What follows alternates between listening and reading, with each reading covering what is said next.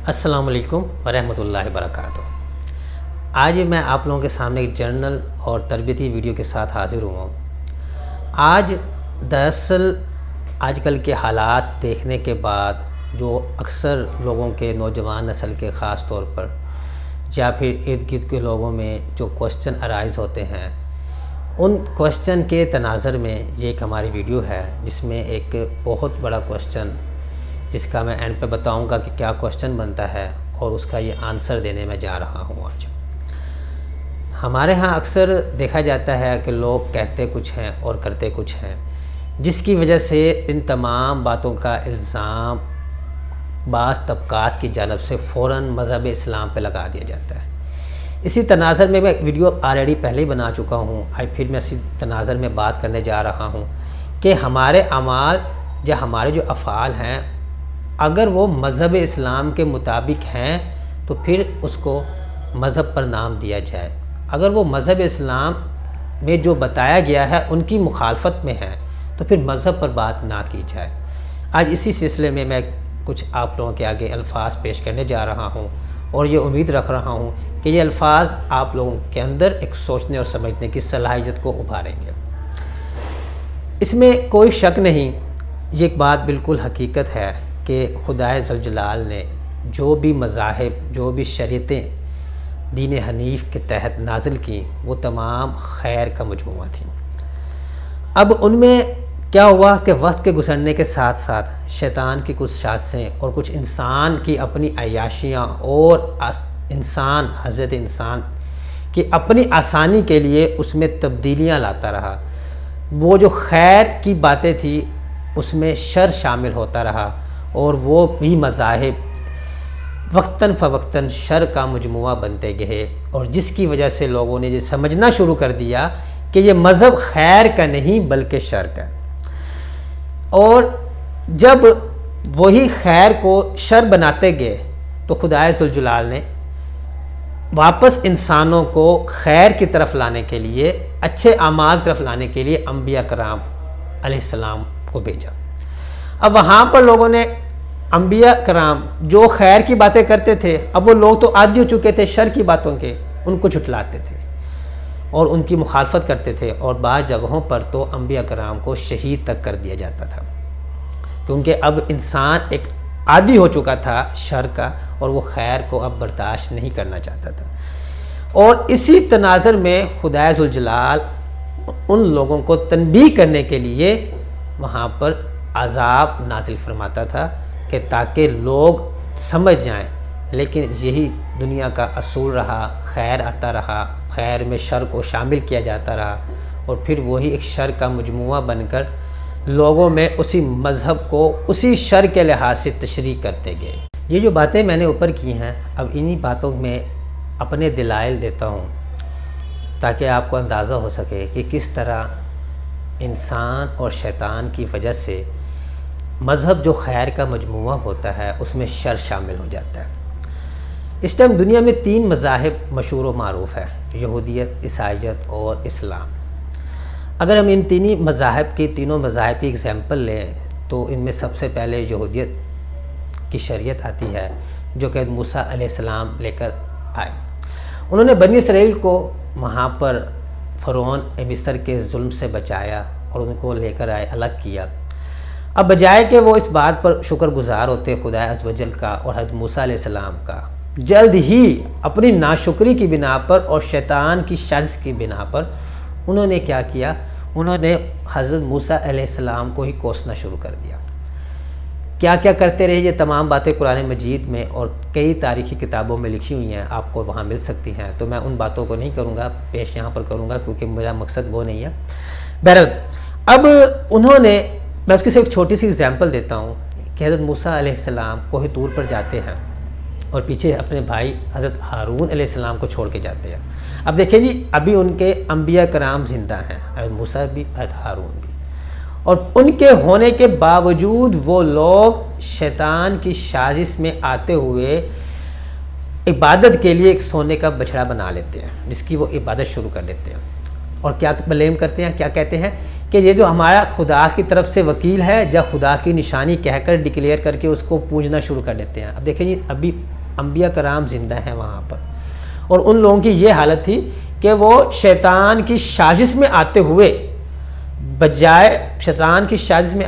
बजाय वो खैर को ही अपनाते, उन्होंने क्या किया, वो आहिस्ता आहिस्ता खुदा के नाम पर ही, मज़हब के नाम पर ही क्या किया, वहाँ पर शर यानी कि एक बछड़े को पूजना शुरू कर दिया। ये थी तब हालत जब अंबिया कराम जिंदा थे, यानी कि हज़रत मूसा अलैहिस्सलाम शरीयत लाने वाले और उनके भाई हज़रत हारून अलैहिस्सलाम जिंदा थे। और जब उनकी वफ़ात हो गई तो फिर यही यहूदियत जो कि खैर का मजमूआ था, इसमें क्या क्या आ जाता है, इसमें बेहयाई, बदअहदी, जुल्म और शर शामिल होता होता तो यही दीन मूसवी एक शर का मजमूआ बन जाता है, जो कि नस्ल दर नस्ल आगे मुंतकिल होता रहता है।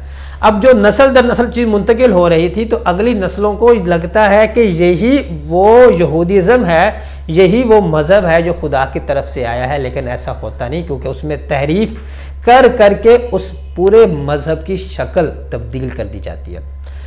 हत्ता कि खुदा अज़्ज़ व जल वहाँ पर अंबिया कराम को भेजते हैं जो लोगों को बता सकें कि तुम जिन मज़हब को बरहक समझ रहे हो वो मज़हब बरहक नहीं है, बेसिकली शर का मजमूआ है, वो खैर तुम लोगों ने भुला दिया। अब लोग जो उसी चीज़ को मज़हब समझे बैठे होते हैं इस चीज़ का इनकार करते हैं, हत्ता कि बनी इसराइल वाले ही अंबिया कराम को शहीद करते हैं। ये तमाम बातें तारीख़ पे लिखी हुई हैं।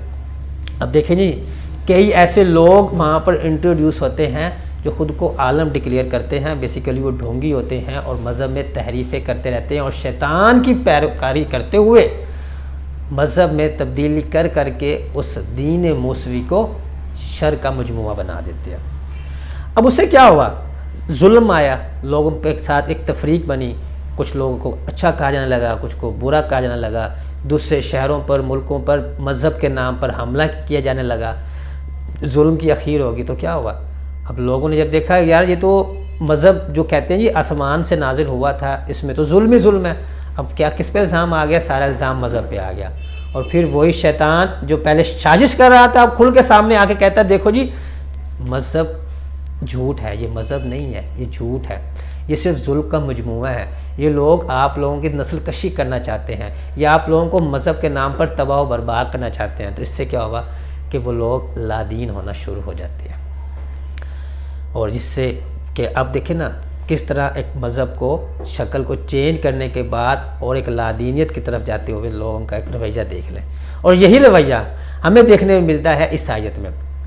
हज़रत ईसा अलैहिस्सलाम भी बेसिकली इसी तनाज़र में आते हैं कि जो कि बेसिकली बनी इसराइल को यही बताने के लिए कि ये जिन बातों पे तुम पैरोकार बने हुए हो, जिन बातों पर, जिन अमाल पर, जिन अफ़ाल पर तुम कारबंद हो, ये अमाल, ये अफ़ाल खुदाई नहीं है, शैतानी है, इनको छोड़ दो।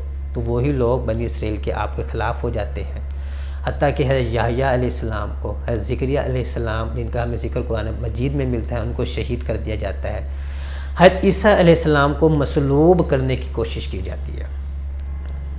देखें जी कैसे भला कि वो क्या बता रहे हैं, हज़रत ईसा अलैहिस्सलाम बता रहे हैं कि तुम लोग जिस चीज़ को पैरोकार हो वो खैर नहीं शर है, लेकिन नस्ल दर नस्ल वो शर के आदी हो चुके हैं, उनके लिए वही दीन है, उन्होंने वही मानना है। और इसलिए इसी तनाज़र में वह ईसा अलैहिस्सलाम को समझते हैं कि ये हमारे अंदर एक फ़साद कायम करना चाहते हैं, इसलिए उनको मसलूब करने की कोशिश करते हैं, जो अल्लाह वाहिद ताला की वजह से, कि मेहरबानी की वजह से मसलूब होते नहीं है।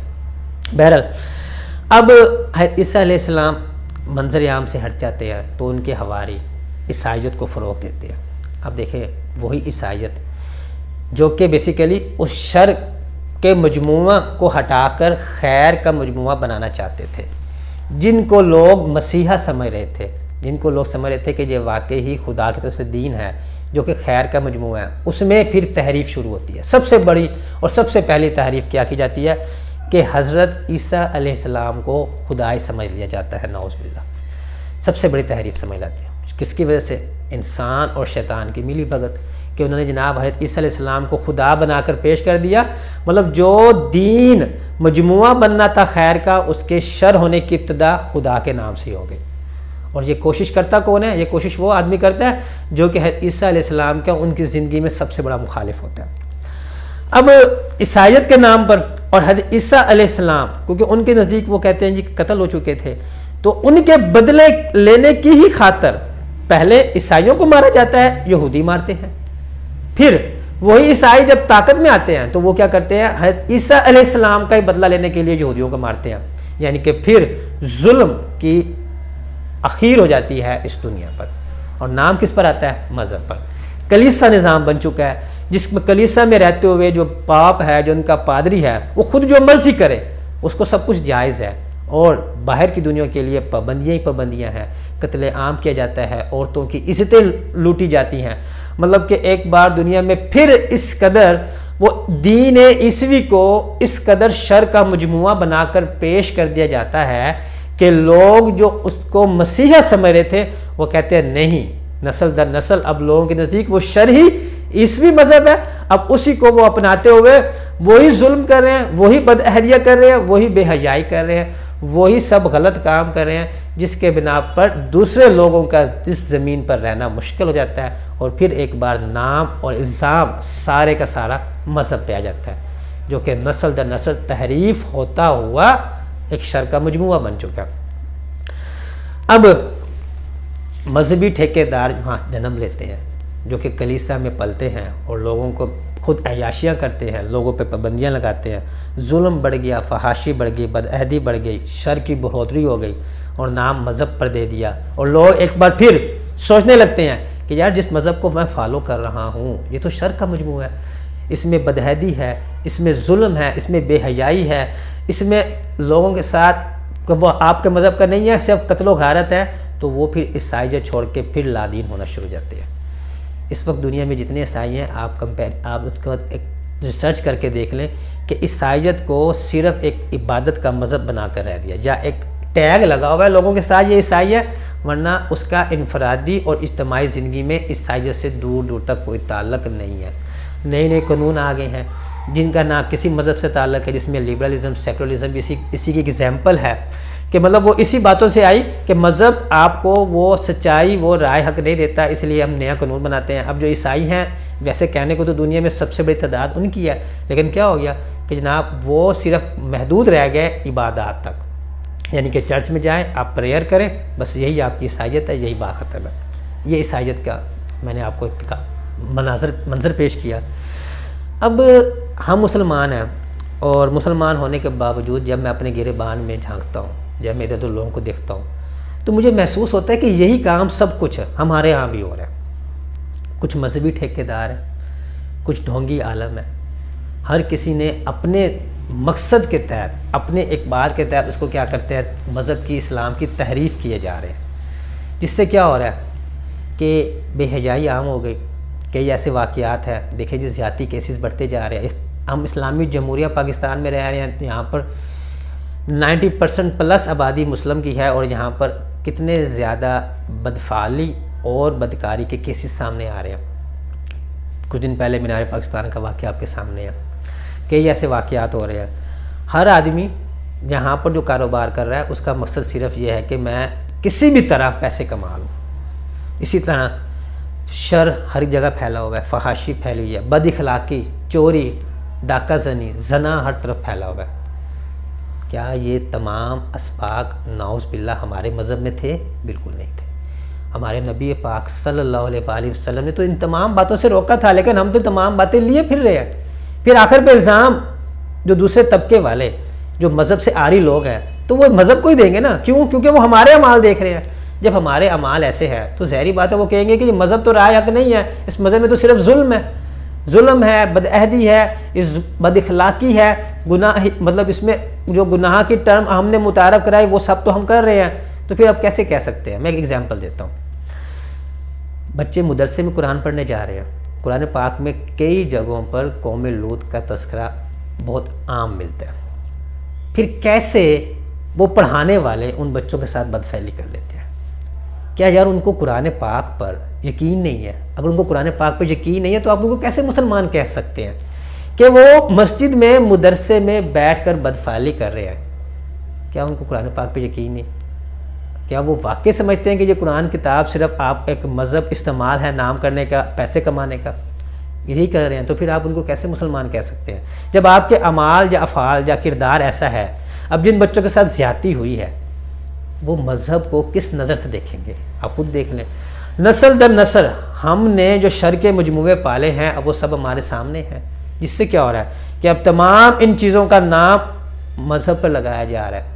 हर बंदा अपने मतलब के मुताबिक दीन की तहरीफ़ किया जा रहा है, दीन को नए नए तरीके से बनाकर पेश किया जा रहा है। तो उसमें वजह क्या है? उसमें वजह यही है कि हम मुसलमान हैं, हमें दिखा दिया गया जी आपने ये इबादत करनी है, ये इबादत करनी है, तमाम गुनाह माफ़, हज करो तमाम गुनाह माफ़। अब क्या होता है, हाजी साहब है जी दुकान पे बैठा है, चोरी कर रहा है, लूट मार मचाई है, लेकिन जी हाजी साहब है, हाजी कर रहे हैं, गुनाह माफ़ हो गए आपके नज़दीक। तो उसको तो एक परमिट मिल गया लोगों को जलील करने का, वो कर रहा है। इसी तरह अब कोई भी चीज़ देख ले, कोई आप बात समझ लें जी, आजकल वीडियो चल रही है जी, वो कोई पीर बने हुए हैं, डांस करवा रहे हैं, कोई सर्विस बाबा बना हुआ है, कोई कुछ बना हुआ है। अब आप तो क्या करें जी, आपको वो पीर साहब ने कह दिया जी कि आप जो मर्ज़ी गुनाह करो, आप मेरे पास आओ, मुझे कुछ चंदा दो, मुझे कुछ पैसे दो, सारे गुनाह माफ़। तो बताएं, आपने इस मज़हब को ईसाइयों की तरह एक इबादत का मज़हब बना के छोड़ दिया कि सिर्फ ये इबादत कर लो, ये इबादत कर लो, सारे गुनाह माफ़। तो जो मज़हब जिसने हमारी पूरी ज़िंदगी पर लागू होना था, हमारी मुआशरती ज़िंदगी पर, हमारी मुआशी ज़िंदगी पर,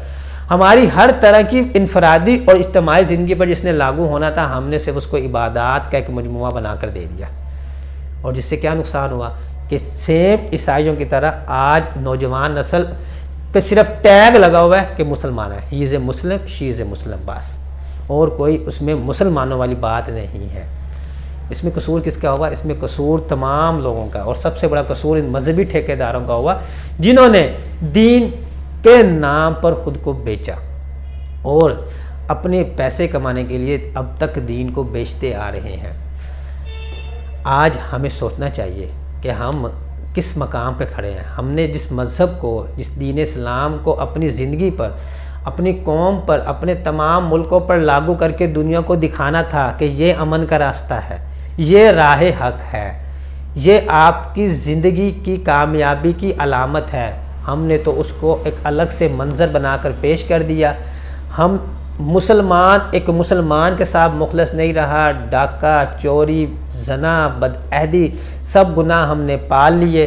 तो फिर कैसे आप किसी गैर मुस्लिम को जस्टिफाई कर सकते हैं कि आपका मज़हब, आपका दीन इस्लाम दूसरे अदियान से या लादीनियत से ज़्यादा अच्छा निज़ाम ज़िंदगी देता है? आपके किरदार और अफ़ाल कभी इन बातों को साबित नहीं कर सकते। हाँ, ऐसे मकामात पर हम फिर वापस जाते हैं अपने कुरान मजीद पर, हम वापस जाते हैं अहादीस मुबारका पर कि ये वहाँ पर लिखा हुआ है। लेकिन ये बताते हुए क्या हमें शर्मिंदा नहीं होना चाहिए कि जिन चीज़ों से रोका गया है वही हम अपनाए हुए हैं, और जिन चीज़ों को अपनाने का हमें कुरान मजीद और अहादीस मुबारका में कहा गया है और उन्हीं से हम रुके हुए हैं। तो इस बात पर हमें शर्मिंदा होना चाहिए कि नहीं होना चाहिए? हमें तरबियत को इस्लाम के मुताबिक ढालना होगा। मैं यहाँ पर हज़रत इमाम हुसैन रज़ी अल्लाह ताला अन्हो का एक खुतबा यहाँ पर आप लोगों से शेयर करने जा रहा हूँ जो इसी तनाज़र में आता है। बहारुल अनवार किताब है, उसमें जब हज़रत इमाम हुसैन अलैहिस्सलाम के बारे में बताया जाता है कि जब आप करबला पहुँचते हैं तो आप अपने असहाब से इरशाद फरमाते हैं कि लोग दुनिया के बंदे हैं और दीन को ज़बानों का चटखारा समझते हैं। जब तक ज़बान पर इसका मज़ा रहता है इसे संभालते हैं, और जब इम्तिहान में मुब्तला होते हैं तो दीनदारों की तादाद घट जाती है। देखें जी, कितने अर्सा पहले हज़रत इमाम हुसैन रज़ी अल्लाह ताला अन्हो ने हम लोगों का तज़िया करके पेश कर दिया कि जी मज़हब प्रोफेशनलिज्म कमाने का ज़रिया, मज़हब किसी दूसरे को बुरा कहने का ज़रिया, मज़हब किसी दूसरे मुल्क पर दूसरी जगह पर लूट मार करने का ज़रिया बनाया हुआ है। मज़हब को आपने एक जुल्म का नाम बनाकर पेश कर दिया। जब तक आपकी ज़बान आपका साथ देती रही, आप मज़हब के नाम पर कमाते भी रहे, चढ़खारे भी लेते रहे, मज़हब को डिफेंड करते रहे, जी मज़हब ये है, मज़हब वो है। जब इम्तिहान का वक्त आया और तब क्या हालात हुए, आप चंद टकों पर बिक गए। और यही कुछ वाक़या करबला में भी हुआ था और यही कुछ आज भी हो रहा है कि चंद टकों की खातर, चंद पैसों की खातर जब इम्तिहान का वक्त आया, हमारे वो ढोंगी उलमा, मज़हब के ठेकेदार, तमाम बड़े लोग और हज़रत इंसान या हज़रत मुसलमान तमाम के तमाम बिक गए। और क्या हो गया, वो दीन को पश्ते पुश डाल दिया और वही शर का मजमुआ बना लिया, जिससे आज हमने दूसरे इंसान जो हमारे साथ रह रहे हैं, चाहे वो मुस्लिम है चाहे वो नॉन मुस्लिम है, हमने उनकी ज़िंदगी को अजीरन बना दिया, एक मिसले जहन्नम बना दिया। अब वो क्या भला कभी हमारे इन अमाल और किरदार को देखते हुए मुसलमान होगा? कभी नहीं होगा, कभी नहीं होगा, कभी भी नहीं होगा। इसलिए मेरी आप लोगों से दरख्वास्त है कि खुदारा बस कर दें। अब मज़हब के नाम पर चूरन बेचना बंद कर दें, मज़हब की तहरीफ करना बंद कर दें। हमारा मज़हब खैर का मजमूआ है। कुरान मजीद और हदीस मुबारक से में वाज़ह पर लगता है कि अमन का रास्ता है। हमारा मज़हब दूसरों के साथ अच्छी खुश अखलाक अपनाने का रास्ता है। हमारा मज़हब दुनिया वालों के साथ एक अच्छा निज़ाम है। हमारा मज़हब बताता है कि हम दुनिया और आखिरत में कैसे कामयाब हो सकते हैं। तो उसी मज़हब को अपनाएं, ना कि अपने बनाए हुए तहरीफ शुदा और शर के मजमूए को अपनाएं। अल्लाह ताला से हम दुआ करते हैं कि अल्लाह ताला हम लोगों को शैतान के शर से और तहरीफ शुदा दीन से बचाए और हमें असल इस्लाम जो हमारे लिए अमन का रास्ता है, जो हमारे लिए दुनिया की और आखिरत में फलाह का रास्ता है, उसे अपनाने में तौफीक अता फरमाए और हमें अच्छाई और बुराई दोनों में फ़र्क करने की तौफीक अता फरमाए। आमीन सुम्मा आमीन। अल्लाह हाफिज़।